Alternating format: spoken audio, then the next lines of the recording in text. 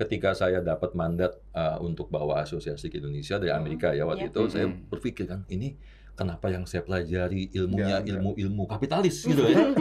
Survei kami tahun 2022, misalkan ibu-ibu itu masih rendah. Maka sudut pandang masyarakat, terutama yang beragama Islam ya, ketika nanti dia melihat uang, dia melihat produk keuangan, investasi, itu semata-mata itu adalah hanya sebagian atau bagian dari jalan dakwahnya dia. Tapi ketika kita tanya akuisisi produk keuangan syariahnya, udah mulailah tabungan lah misalnya. Itu belum banyak.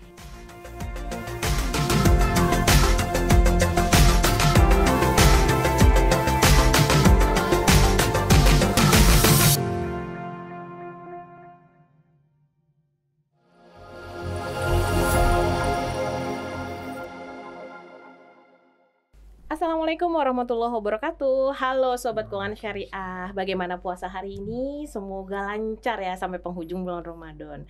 Podcast kali ini kita tuh kedatangan dua narasumber yang hebat banget ya, sobat semua, yang akan membahas perencanaan keuangan di selama puasa dan juga selama hari raya. Saya perkenalkan dulu ya sama dua narasumber yang hebat-hebat ini. Assalamualaikum Bapak. Waalaikumsalam Mbak dan Kiki. Bang.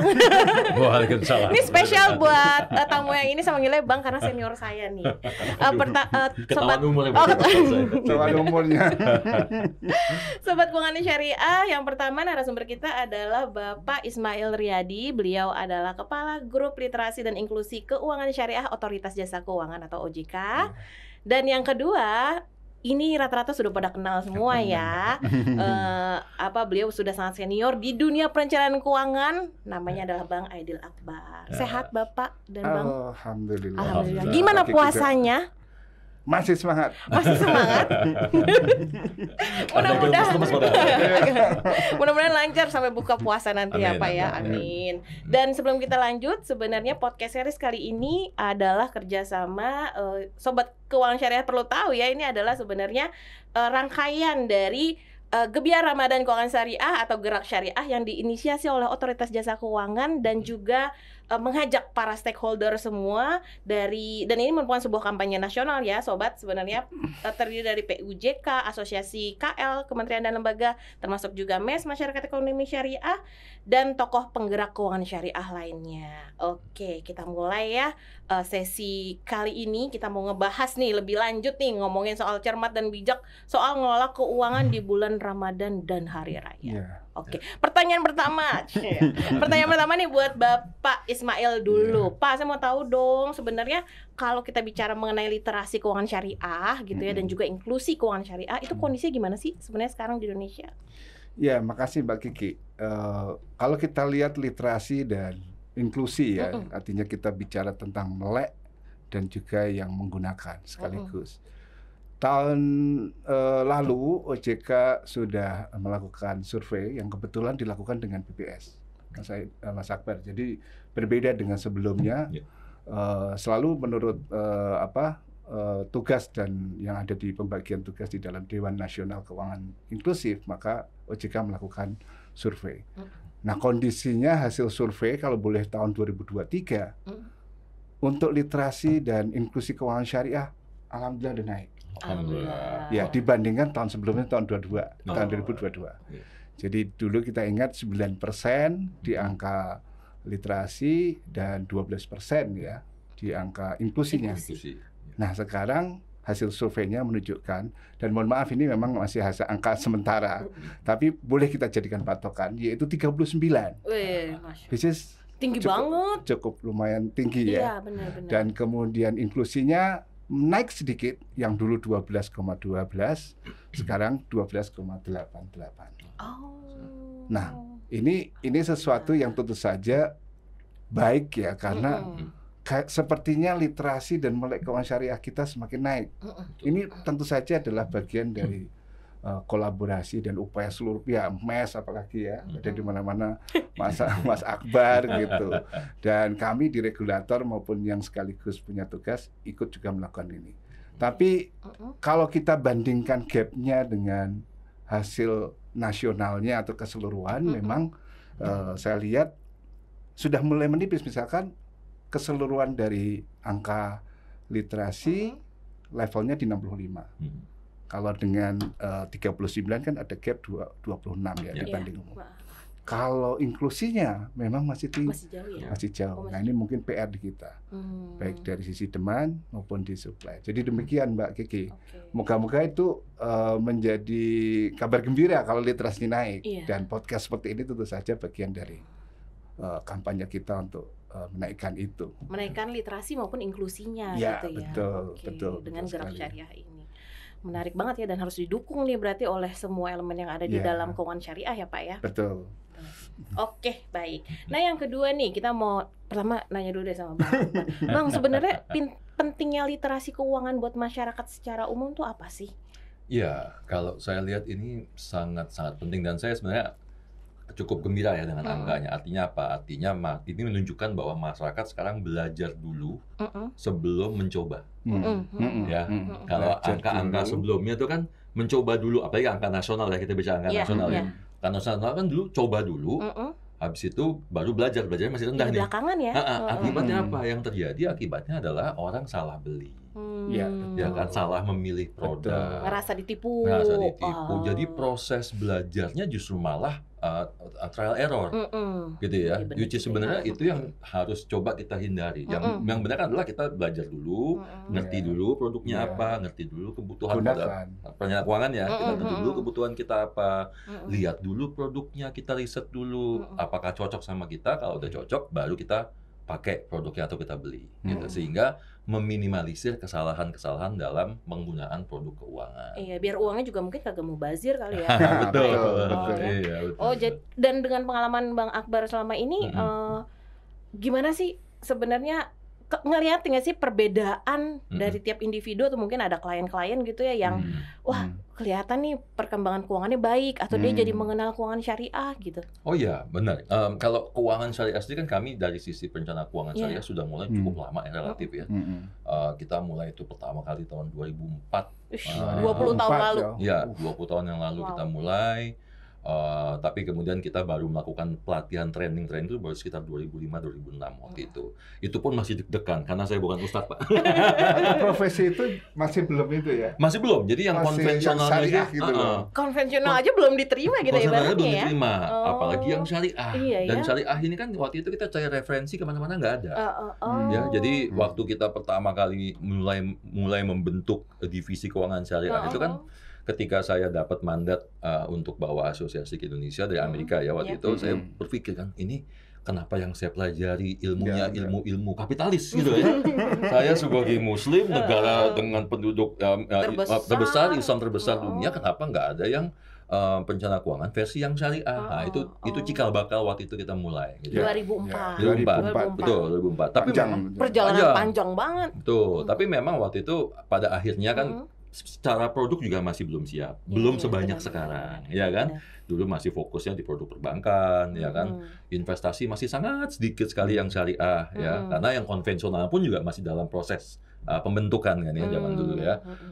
Produk-produk seperti reksadana belum banyak, ya, indeks IHSG atau Jakarta Islamic Indexnya juga masih baru sekali waktu itu relatif ya. Jadi memang kalau dimulai dengan edukasi perencana keuangan, kemudian produknya belum ada, ya memang sebatas dari edukasi. Edukasi ya? Betul, tapi praktek kemudian orang mencoba produk keuangannya masih sangat terbatas. Beda dengan sekarang. Beda dengan sekarang. Iya, kalau sekarang kan produknya udah banyak.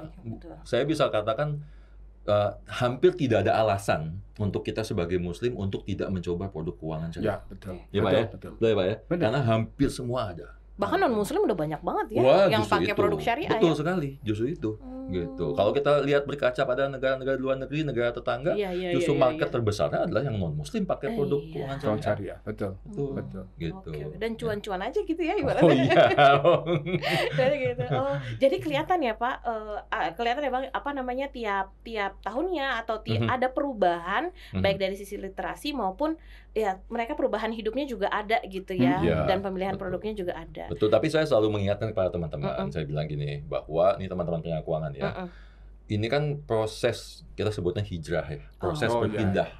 Yang namanya proses berpindah nggak bisa tiba-tiba, itu haram, nggak boleh, gitu ya. Pelan-pelan, gitu kan. Betul. Jadi kita pendekatannya harus mengajak. Yuk, kalau dia masih belum bisa 100% meninggalkan produk yang mengandung riba, nggak apa-apa, yang penting udah mulai. Ya kan? Misalnya dari kemarin banknya 100% konven, sekarang udah ada 1 atau 2 rekeningnya syariah. Kan gitu kan. Itu udah mulai kan? Nanti lama-lama pindah 70-80% syariah. Lama-lama 100% pakai produk syariah gitu. Jadi jangan bukan menghakimi ya. Kalau hijrah total bagus.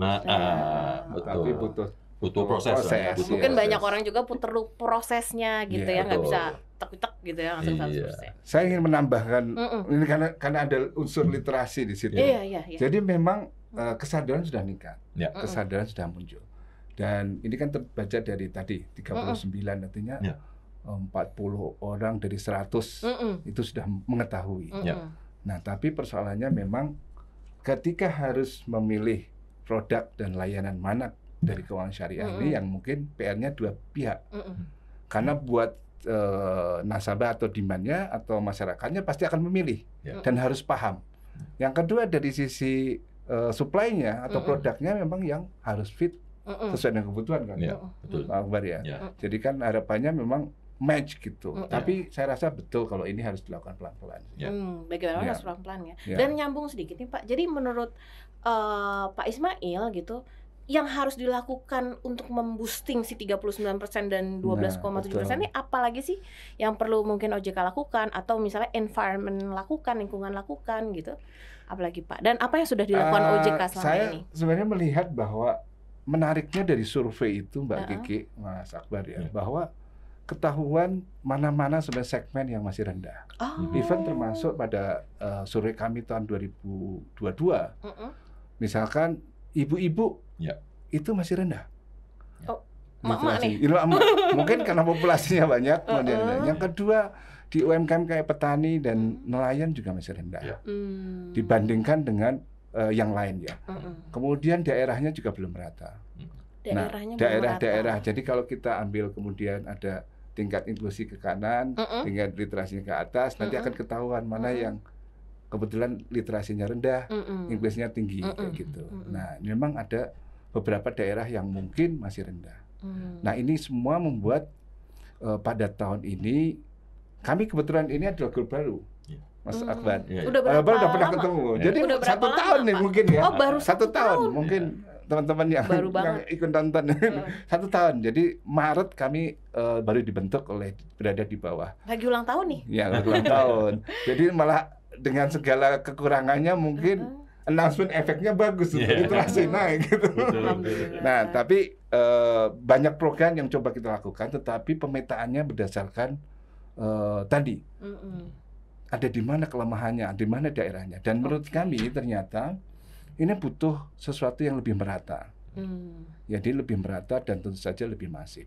Apa yang sudah dilakukan oleh banyak lembaga seperti KNKS, kemudian MES, IAEI, perguruan tinggi, semua. Nah, ini harus menjadi modalitas untuk kita lanjutkan. Nah, di kami Mbak Kiki, paling tidak ada 3 lah yang kita atau 4 yang kita lakukan. Yang pertama memang dari sisi literasi, kita dorong lebih masif dan lebih rata keuangan syariahnya. Nanti ada banyak program yang ada di situ, salah satunya termasuk Gerak Syariah nih. Jadi kenapa kok Ramadan 1 bulan penuh kita sebenarnya sudah pasti sadar lah kembali kepada agama gitu. Mari kita coba kembali juga penyadaran kepada mengenalkan keuangan syariah. Nah, itu salah satu yang lain. Ada banyak misalnya untuk ibu-ibu kita punya si cantik misalkan. Jadi semacam duta literasi untuk ibu-ibu. Si cantik memang. Kenapa si cantik? Karena perempuan mungkin. Karena ibu-ibu. Bukan karena bukti pimpinan kami perempuan. Tapi paling tidak kita melihat yang tadi tuh hasil survei menunjukkan itu. Nah, apakah ibu-ibu ini perlu kita sasar semua? Ibu-ibu kan punya banyak komunitas. Benar, ada majelis taklim, ada arisan, ada PKK. Nah, ini kita gunakan call-nya, key opinion leader-nya untuk kita pegang TOT-nya. Bu, kenalin dong ini. Bukan hanya kenalin keuangan syariah, paling enggak juga waspada investasi. Itu penting banget ya. Terus literasi digital ya. Kalau saya lihat angka kami tuh survei literasi keuangan digital kita tuh sekitar 41% lah, 40-an. kemudian inklusinya untuk literasi keuangan sekitar 55. Jadi paparan atau pengenalan literasi di bidang digital secara umum memang sudah banyak. Nah, yang kedua program yang kami lakukan, tadi ada segmen banyak nanti kami bisa ceritakan. Yang kedua adalah inklusinya. Inklusinya saya melihat ini harus supply dan demand ketemu.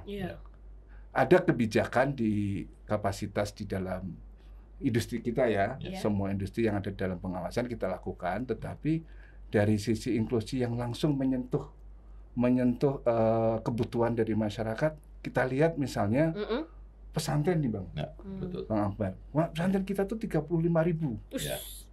Dan dengan pasarnya besar banget dengan santri sekitar mohon maaf mungkin ya minimal 1.000, ada yang 10.000 kalau pesantren itu besar.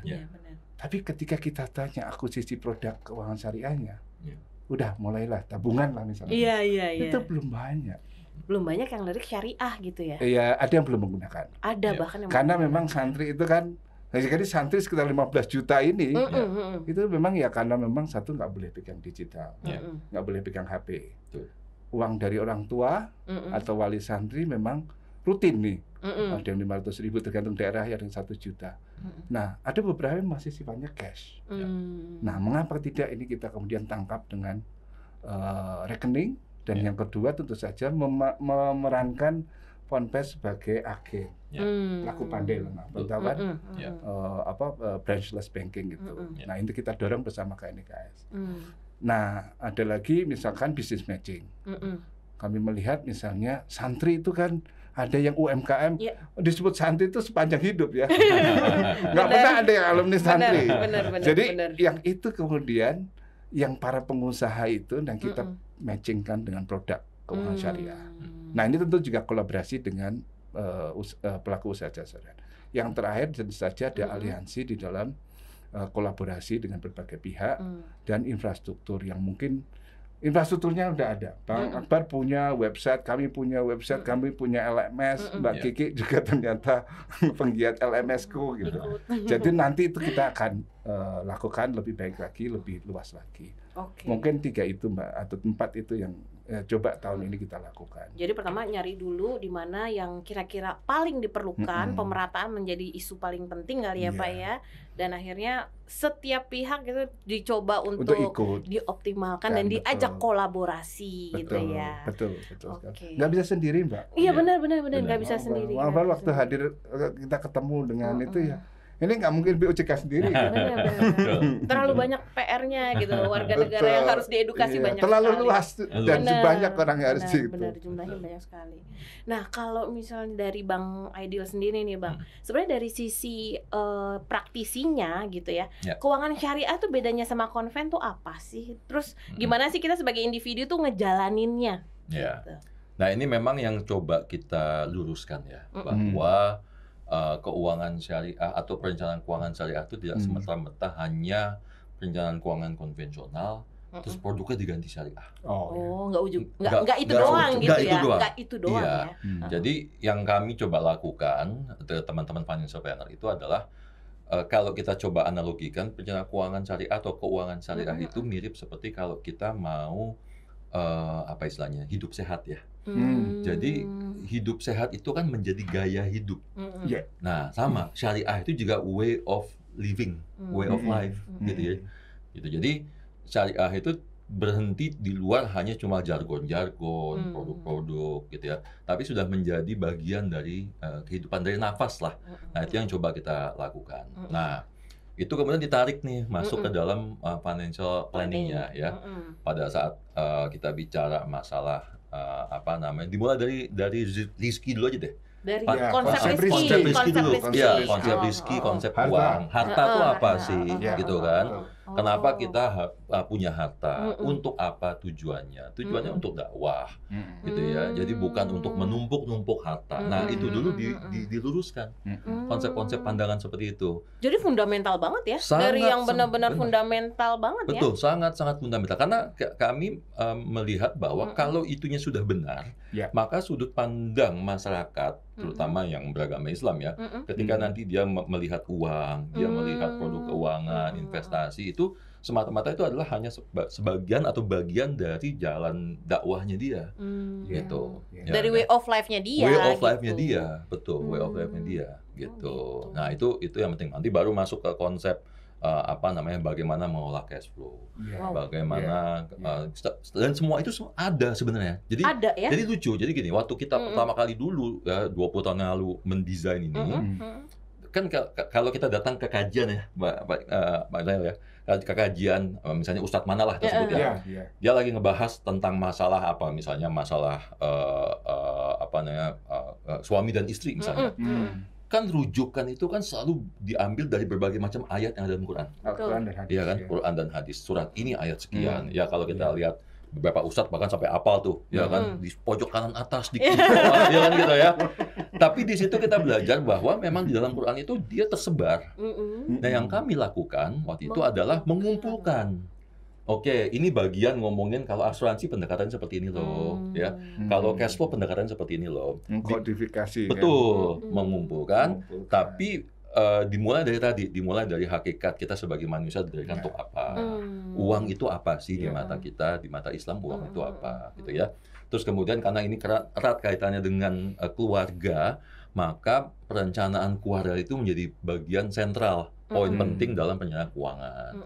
Hak suami itu apa, hak istri itu apa, itu diluruskan dulu tuh, karena banyak yang sekarang banyak yang salah kaprah gitu ya. Dan semuanya menyangkut uang ya sebenarnya. Iya, betul. Meskipun kalau uang suami adalah uang istri. uang istri. Ya kan? Itu kan yang lagi rame. Ya kan? Padahal sebenarnya Islam tidak melihat seperti itu loh, gitu kan? Enggak ya? Iya. Nah, jadi gitu. Jadi itu yang coba kita luruskan juga, gitu ya. Terus kemudian baru yang kaitan yang lain berkaitan dengan ibadah misalnya, ya kan. Terus memiliki anak itu apa sih esensinya? Pendidikan anak itu esensinya apa? Islam tuh menyukai apa sih? Islam itu nomor satu menyukai kebersihan. Ya makanya sehat, hidup sehat, bersih, menjaga makan tuh menjadi bagian penting. Gitu. Ini dalam banget ya? Halalan thayyiban. Halalan thayyiban, betul. Nyangkutnya panjang sekali gitu, panjang, betul. Jadi nggak semata-mata. Bahkan kalau saya perhatikan, memang ketika kita ngebahas antara perbandingan konvensional dengan syariah, ya konvensional mungkin cuma 20-30% dari yang keuangan syariahnya, gitu. Karena ini menyangkut, bahkan saya bilang tadi, ini menyangkut kehidupan loh, kehidupan seorang Muslim, gitu. Jadi lengkap dari ujung ke ujung, bahkan sampai nanti wafat seperti apa, bagi warisnya seperti apa. Iya, nyangkutnya banyak banget. Banyak gitu ya kan. Belum lagi nanti kalau ada anak sambung, ya kan? Benar, hukum faraidnya seperti apa, betul. Kemudian nanti masuk tadi ada asuransi, kegunaan asuransi untuk apa? Salah satunya tadi untuk anak sambung misalnya, supaya tidak menzolimi haknya anak kandung. Ya kan? Jadi nanti ada beberapa macam pendekatan-pendekatan yang kita bisa lakukan. Terus kayak contohnya, kalau penyertaan keuangan konvensional kita belajar tentang dana pensiun.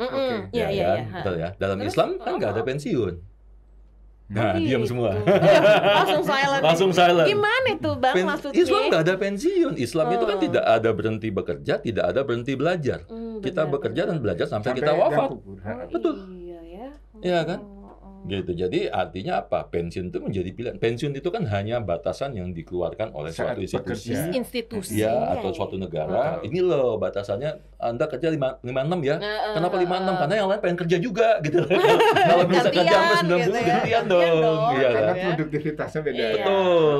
Padahal dalam Islam kan enggak. Kita bekerja sampai kapanpun. Betul. Jadi dana pensiun memang disiapkan. Tapi mindset kita bahwa kita harus tetap terus, gitu ya. Apakah nanti bekerja memang untuk mendapatkan rezeki atau bekerja untuk ibadah, untuk amal jariah ya, amal jariah. Betul. Ya? Jadi lebih luas konsepnya. Luas banget dan dalam banget ya ternyata nih sobat keuangan syariah nih. Tapi Bang, kalau misalnya nih kita yang masih awam banget gitu misalnya dan baru mau memulai gitu ya, kira-kira apa sih yang harus dilakukan gitu? Ya, jadi yang harus dilakukan pertama udah pasti tadi ya kita lihat dulu bahwa kan kalau di awal tadi dilihat sumber rezeki dari mana sih, sumber penghasilan dari mana, ya kan, udah pasti harus tahu hal-hal thayyiban, gitu kan nomor satu.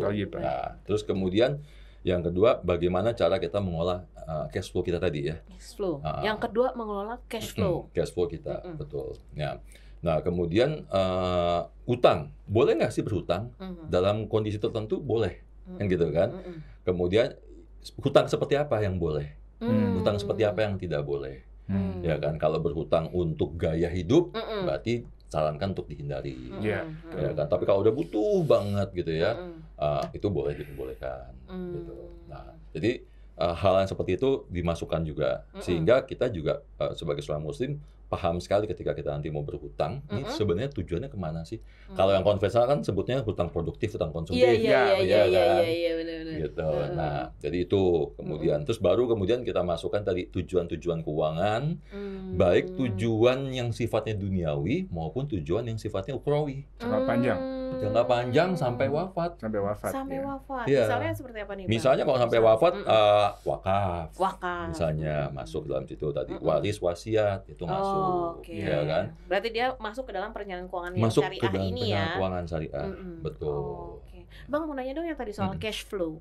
Ada nggak sih sebenarnya perbedaan dengan cash flow kalau ya saya sih ngambilnya yang biasa aja, yang konven gitu misalnya. Ada nggak perbedaan utamanya di mana sih? Ya, ada pasti. Jadi contohnya kayak misalnya gini, skala prioritas dalam dalam Islam tuh skala prioritas yang mana sih yang diprioritaskan? Kan ada hadisnya. Ketika saya punya uang, siapa yang didahulukan? Siapa yang nomor berikutnya? Siapa yang nomor berikutnya? Nah, itu juga dipakai sebagai acuan.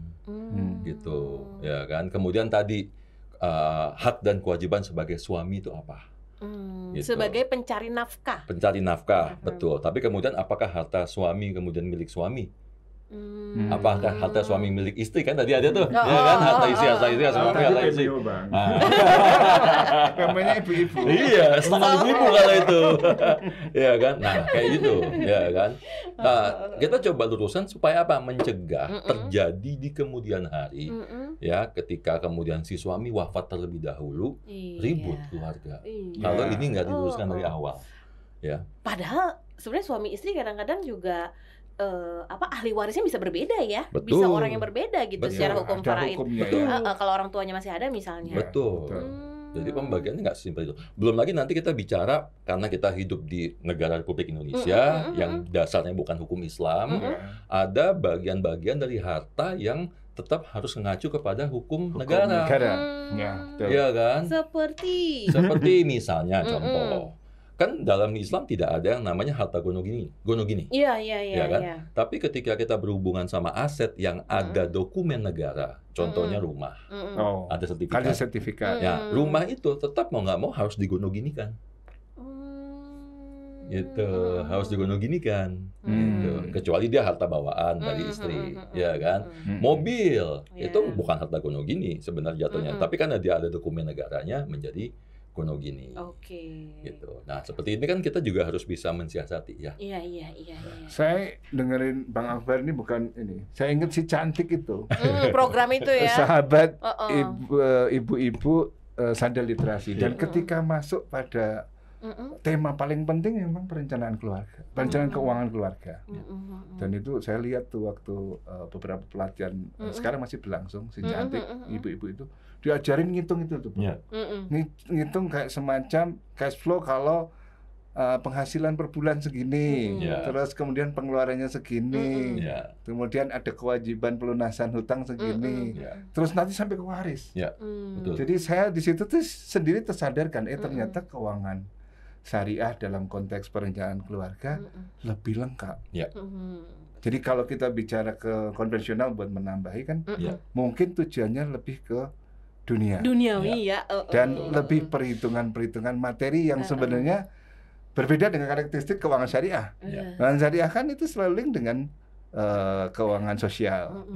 Ada kewajiban-kewajiban seperti zakat, infak, sedekah. Ada perhitungan terhadap tadi kepemilikan harta dan juga fungsi sosialnya, misalkan termasuk pembagian di wakaf. Jadi saya melihat ini sangat lengkap. Ini sangat lengkap ya Pak. Kalau dari OJK sendiri Pak, untuk memfasilitasi kami nih masyarakat awam atau masyarakat umum untuk ada nggak sih yang bisa diakses atau dipelajari itu lewat mana sih? Baik. Jadi seperti hanya lembaga lain, edukasi ini butuh infrastruktur. Bukan hanya kita sekedar offline jalan itu, kita akan sampai kapanpun kekurangan tenaga. Meskipun kami punya 35 kantor OJK di daerah. dan semua punya tugas untuk meningkatkan literasi inklusi dengan strategi yang ditentukan di internal. Nah, infrastruktur yang kami ada misalkan bersama dengan mungkin POJK lain kan juga harus memiliki, karena ada POJK yang mengatur tentang kewajiban masing-masing pelaku usaha keuangan termasuk syariah di dalamnya untuk melakukan edukasi, Bang. Ya, jadi wajib sebenarnya. Wajib ya. Wajib ya. Karena sebenarnya kalau kita tarik pada tadi Bang Akbar sudah jelaskan filosofi dasarnya, kalau sudah mengetahui, memahami dengan baik produk, resikonya itu, maka diharapkan konsumen atau masyarakat tidak akan salah menggunakan. Karena kita tahu di era digital seperti sekarang, gempuran terhadap aktivitas keuangan yang ilegal, bermacam-macam modusnya, itu bahaya. Nah, kami punya learning management system, LMS keuangan, yang langsung dibagi dengan levelnya. Ada yang paling basic, dasar, ada yang intermediate maupun yang advance. Ya. Mungkin yang basic itu untuk ibu-ibu. Diaksesnya di mana tuh, Pak? Ada di www.lmsku.ojk.id. Atau itu semua nanti lebih mudah, karena buat teman-teman ataupun mahasiswa terutama, ataupun ibu-ibu juga bisa, ataupun yang untuk TOT ini para tokoh sebenarnya sudah terstruktur. Udah terstruktur ya. Kurikulumnya terstruktur. Jadi kalau kita belajar mulai dari hal yang dasar, ada tuh perencanaan keluarga, ada bahkan yang sampai gini persiapan nikah gitu, ada juga modul itu. Dan itu kemudian ada pretest post-testnya, dan kemudian ada sertifikatnya kalau sudah pada level tertentu. Nah, ini kan harapannya ada sertifikat. Kemampuan literasi tadi sebagian kan sebenarnya bagian dari dasar lifetime skill yang harus ada. Bener banget. Ini lifetime skill ya, Pak? Iya, bukan hanya yang sesaat, karena kalau udah sekolah kemudian kerja, Bang, megang uang, bingung. Kalau bingung, nggak literate, nggak punya ilmunya, kaget, hilang, kena di aktivitas ilegal kan bahaya. Betul. Nah, kemudian LMSku kita juga punya www.sikapiuangku.id. Itu kan sebenarnya semua modul lain yang selain tadi, baik itu pengenalan produk dan sebagainya, ada di situ. Ada di situ. Dan di media sosial kita juga punya, baik itu Sikapi Uangmu maupun di LMSku. Tapi saya rasa di balik itu semua sudah banyak lah. Udah banyak sebenarnya informasi dan modul-modul yang sebenarnya monggo bisa diakses, termasuk dari yang di OJK khususnya. Nah, program-program kita biasanya di OJK kita gunakan itu. Kita gunakan sehingga bawa ke perguruan tinggi kita ajarin. Ini ada di tempat saya nih, misalkan ada intern, anak-anak intern gitu. Baca dulu LMSku, kerjain dulu, skornya berapa gitu. Saya gitu ya. Kalau Anda lulus nanti Anda sampaikan kepada mahasiswa lain, karena Anda bisa dapat poin. Karena referral, jadi ketika ngisi registrasi, referralnya adalah dari Nadia misalkan gitu. Nanti dia dapat poin terus seperti LMM. Oh gitu. Terus nanti dapat voucher terakhirnya. Ada hadiah, cukup lah. Oh, ada hadiah. Oke. Ya, yang cukup. Nah, mungkin itu di samping tentu saja ada 157. Oke. Kalau memang sudah paham, sudah ini, tapi kan someday ternyata ada sesuatu yang dikeluhkan. Nah, maka kita buka kanal 157 atau 081 157 untuk memperoleh kalau memang ada aduan, dugaan, ada apa gitu ya, even termasuk kalau dia tidak yakin terhadap satu produk tertentu, itu silahkan itu, meskipun di dalam website dan di dalam modul itu sudah sangat lengkap. Udah lengkap banget ya Pak sebenarnya. Ya. Tinggal kita malas atau enggak nih? Ayo ya. Sobat Keuangan Syariahnya juga ada. Syariahnya juga ada. Di basic ada, di advance ada gitu. Ada semua. Di intermediate ada gitu. Oke. Jadi cuma tinggal kita mau cari informasinya atau tidak nih ya berarti ya. Betul. Karena dari infrastruktur juga OJK udah nyediain. Dan secara berani mengatakan habiskan THR-mu. Wah sih. Waduh, ini kontroversi nih. Kontroversi, Pak.